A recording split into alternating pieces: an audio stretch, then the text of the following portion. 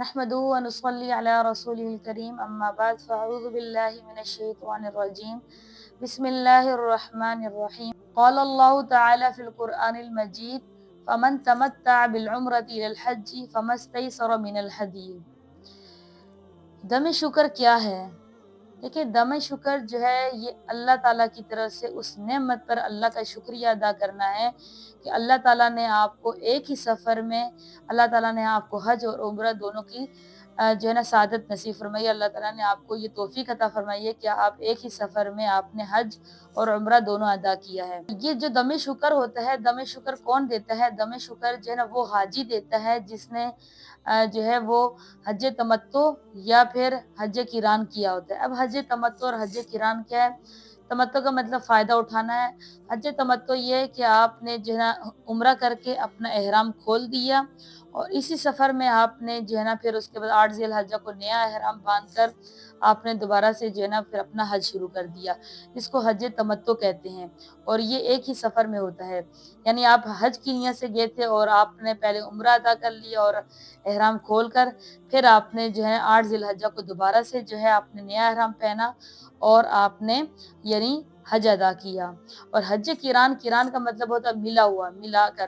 تو ملا ہوا مطلب یہ کہ آپ نے عمرہ ادا کیا، عمرہ ادا کر کے آپ نے احرام کھولا نہیں اور آپ نے اسی کی پابندیوں میں رہے اور آپ نے پھر دوبارہ سے جو ہے 8 ذی الحجہ کو اپنا حج شروع کر دیا۔ یعنی آپ نے بیچ میں احرام کو کھولا نہیں اور اسی طرح آپ نے اپنا جا کر حج پورا کیا۔ تو یہ حج قران یعنی تمتع میں یہ کہ آپ نے احرام کھول دیا اور 8 ذی الحجہ کو دوبارہ سے اپنا حج شروع کیا۔ حج قران میں آپ نے احرام کو کھولا نہیں ہے بلکہ عمرہ ادا کرنے کے بعد آپ نے حج کو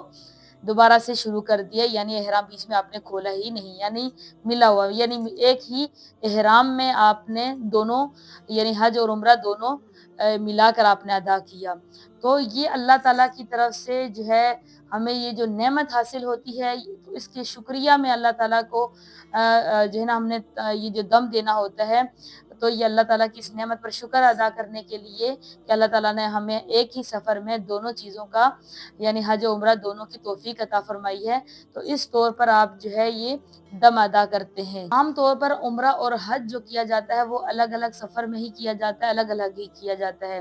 اور یہ دونوں عبادتیں الگ الگ ہی کی جاتی ہیں۔ لیکن حاجی جو ہے وہ جو حج تمتع یا حج قران جو ہے نا وہ کر رہا ہوتا ہے ایک ہی سفر میں، جو اگر وہ کر رہا ہوتا ہے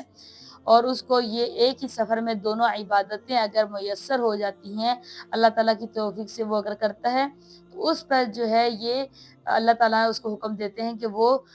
جو ہے دم ادا کرے اور اس دم کو دم شکر کہتے ہیں۔ اللہ تعالیٰ کی طرف سے اس کو یہ نعمت اور یہ سہولت نصیب ہوئی ہے، اس وجہ سے وہ یہ دم شکر ادا کرتا ہے۔ اور یہ جو دم شکر ادا کیا جاتا ہے، اگر کوئی شخص دم شکر ادا نہ کر سکے یعنی اس کے پاس یہ سہولت نہیں ہے، اس کے پاس اتنی استطاعت نہیں ہے کہ وہ جو ہے نا کسی جانور کو ذبح کرے، یعنی دم دے مطلب کہ وہ کسی جانور کو ذبح کرے، اس کے پاس اگر استطاعت نہیں ہے تو وہ کیا کرے گا؟ اس کے بارے میں آتا ہے کہ اگر کسی شخص کے پاس استطاعت نہیں ہے، قرآن پاک میں اللہ تعالیٰ فرماتے ہیں کہ فَمَن لَّمْ يَجِدْ فَصِيَامُ ثَلَاثَةِ أَيَّامٍ فِي الْحَجِّ وَسَبْعَةٍ إِذَا رَجَعْتُمْ وَتِلْكَ عَشَرَةٌ كَامِلَةٌ۔ یعنی اگر کوئی شخص جو ہے وہ دم شکر ادا نہیں کر سکتا، اس کے پاس استطاعت نہیں ہے، اور یہ تب ہے کہ اگر استطاعت نہ ہو تو پھر اس کے لیے حکم ہے کہ وہ 3 روزے جو ہے وہ حج کے دوران ہی رکھے گا اور 7 روزے جو ہے وہ جب واپس آ جائے گا تو وہ تب رکھ لے۔ اور یہ جو 3 روزے رکھے جاتے ہیں اس کے بارے میں حکم ہے کہ یہ جو روزے رکھے جائیں گے 7 8 9 کو رکھے جائیں گے، 10 کو وہ نہیں رکھے گا کیونکہ 10 تاریخ کو جو عید ہوتی ہے اور عید کے دن روزہ رکھنے سے منع کیا گیا ہے، یعنی وہ 7 8 9 کا جو ہے روزہ رکھے گا، 3 روزے یہ رکھے گا اور باقی 7 جو ہے وہ واپس آ کے رکھے گا، یا تو پھر وہ یہ کام کرے گا کہ 11 12 13 کا روزہ رکھے گا اور 7 روزے جو ہے وہ واپس آ کر رکھے گا۔ یہ تب ہے کہ جب کسی شخص کے پاس مالی استطاعت نہ ہو کہ وہ دم شکر ادا کرے، یہ تب یہ اس کے لیے یہ حکم ہے۔ اگر وہ ادا کر سکتا ہے، مالی استطاعت اس کے پاس موجود ہے،